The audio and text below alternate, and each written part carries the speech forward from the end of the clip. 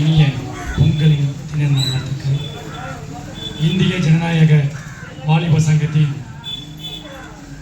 சிங்கம் போல, இந்த பகத்சிங் சிங்கம் போல இந்த ஏரியாவில் உள்ள மக்கள் அனைவரையும் ஒன்று திரட்டி இந்த பொங்கல் திருநாளை நல்லபடியாக கொண்டாடி கொண்டிருக்கக்கூடிய தலைமை ஏற்று நடக்கக்கூடிய கோபிநாத் அவர்களுக்கும் மற்றும் அவர்களோட நின்று தோழமையாக இருக்கக்கூடிய அனைத்து தோழர்களுக்கும் இந்திய ஜனநாயகத்துடைய வாலிப சங்கத்துடைய தோழர்கள் அனைவருக்கும் பொதுமக்களுக்கும் கூடுதலாக இங்கே சிறப்பு அழைப்பாளர்களாக வந்த அனைத்து பிரதர்களுக்கும் இங்கே இருக்கக்கூடிய சிஸ்டருக்கும் இனிய பொங்கல் தின நல்வாழ்த்துக்களை தெரிவித்துக் கொள்கிறேன்.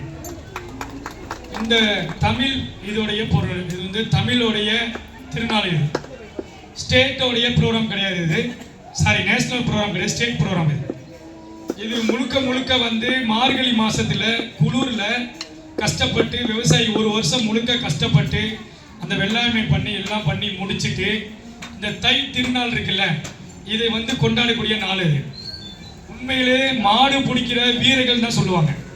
நம்மளுடைய என்னமோ நம்ம இங்கே வந்து இருக்கிறோம் கிராம பகுதியில், அது 90 கிட்ஸ்லாம் சொல்லவே தேவையில்லை, அவங்களும் பெரிய கிஃப்ட் எல்லாம் அவங்களாம் அந்த அளவுக்கு மாடு பிடி வீரர்கள் தான் சொல்லுவாங்களே தவிர அவர்களுக்கு மதமோ ஜாதியோ எதுவுமே கிடையாது.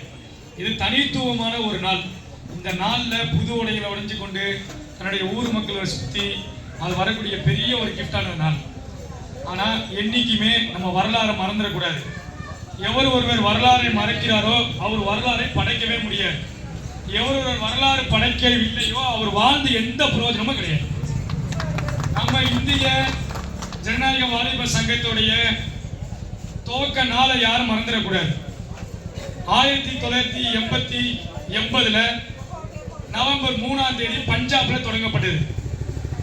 இதோடைய நோக்கம் என்னன்னா, முழுக்க தீய சக்திகள் தீய எண்ணங்கள் முழுசா தான் மட்டும் வாழணும்னு நினைக்கக்கூடிய யாரா இருந்தாலும் சரி, அந்த மாதிரி உள்ளவங்களுக்கு எதிராக ஒரு சிந்தனை கொண்டதுதான் இந்த கொள்கை. இதோடைய பேஸ் மட்டுமே என்னன்னு முதல்ல தெரிஞ்சுக்கீங்க. கல்வி, முழுக்க கல்வி கொடுத்தா ஒரு மனுஷன் மாறிடுவான். அது வாலிபர்களுக்கு கல்வியை கொடுத்து ஒழுக்கத்தை கொடுத்து அவனை நேர்வழிப்படுத்தி பொது சிந்தனைகளை கொடுத்து அவனை நிப்பாட்டும் போது நிச்சயமாக அடுத்த ஜெனரேஷனை நல்ல முறையை உருவாக்குறதா நம்மளுடைய முழு கடமை. என்னதான் ஒரு மனுஷனுக்கு ஆன்மீகத்தை எல்லாத்தையும் கொடுத்தாலும் நல்ல மனிதர்களோடு நீங்க சேரும் போது அது மாறும். எப்படிதான் வந்து கூவம் ஆறு வந்து கடல்ல சேரும் போது இத்தனை பாத்திருக்கீங்களா, என்னைக்காவது இத்தனை வருஷத்துல கடல் எங்க கூவம் மாறி இருக்கா? மாறவே மாறாது. ஆனா எவ்வளவுதான் கூவம் போய் கடல்ல சேர்ந்தாலும் கடல் போல அப்படியே அதோட தன்மை மாறாது.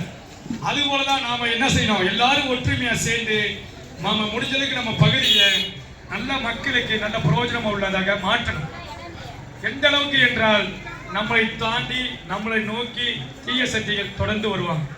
இந்தியா முழுக்க தெரியுது, உருப்படியா எதுவுமே செய்யல. அந்த மாதிரி இருக்கக்கூடிய சூழ்நிலையில இனி வரக்கூடிய பகுதியில நாம் எல்லாரும் இணைந்து இங்க இருக்கக்கூடிய மதம் என்று சொல்லாமல் யாரெல்லாம் இருக்கிறாங்க, கிறிஸ்தவர் இருக்காங்களா, ஓகே வாங்க நம்ம பேசுவோம். மொழியெல்லாம் வேணானே, எனக்கு நீங்க பேசுறீங்க, எனக்கு காது கேட்குது, சிந்திக்கிறோம், ஒற்றுமையா இருக்கிறோம், அவ்வளவுதான். எஸ்டிபி இருக்காங்களா வாங்க, யார் இருக்கிறாங்க வாங்க. National welfare trust 5 star trust இருக்காங்களா வாங்க.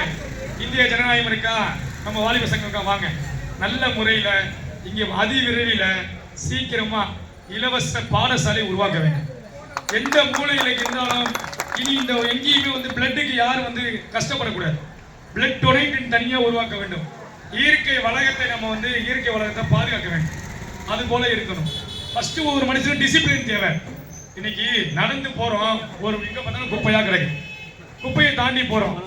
எங்க பார்த்தாலும் காவா தண்ணி இருக்கு, அதை தாண்டி போறோம். இந்த ஏரியாவில் எங்க பார்த்தாலும் வந்து பாத்தீங்கன்னா வந்து நிறைய இடத்துல மீன் கம்பங்கள் வந்து திறந்து கிடக்கு, இதை நம்ம தாண்டி போறோம். பப்ளிக் பார்க்க மாட்டாங்க. நாம ஒன்றிணைஞ்சு நாம என்ன பண்ணணும்னா அதை சோசியல் ஒர்க் பண்ணணும். சோசியல் ஒர்க் யார் பண்றாங்களோ அவங்க தான் முதல்ல வந்து ஒரு மனிதன் வந்து முடிவு அடையணும்.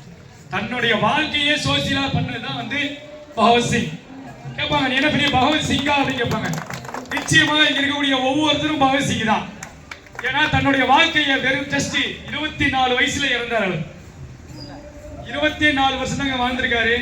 இங்க இருக்கக்கூடிய 2 பேர் இருக்காங்க பாருங்க, 2 பேரும் நமக்கு கண்ணு. இந்த 2 கண்ணு இல்லை என்றால் நம்ம இந்த உலகத்தில் எதுவுமே பார்க்க முடியாது. ஆனா இந்த கண்ணை கொண்டுதான் நம்ம இந்த பார்க்கணும். இந்த கண்ணை கொண்டுதான் நம்ம இங்க வாழணும். நம்மளுடைய வாழ்க்கையை எல்லாமே வந்து இங்க இருக்கக்கூடிய இந்த பெண் தான். யார் யாரு என்னென்ன கொள்கை இருக்கோ அந்த கொள்கையை சித்தாந்தத்தை கொண்டுதான் அவர்களுடைய தலைவர்களை அவங்க போட்டோல போடுவாங்க.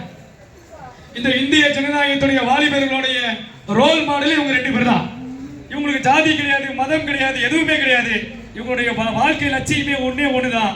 இந்தியாவை முழுக்க முழுக்க நல்ல சுதந்திரமாக நல்ல நிம்மதியாக வாழக்கூடிய பிளெக்சிபிளான ஒரு லைஃபை கொடுக்கக்கூடிய ஒரே கனவுகளாக இருந்தார்கள்.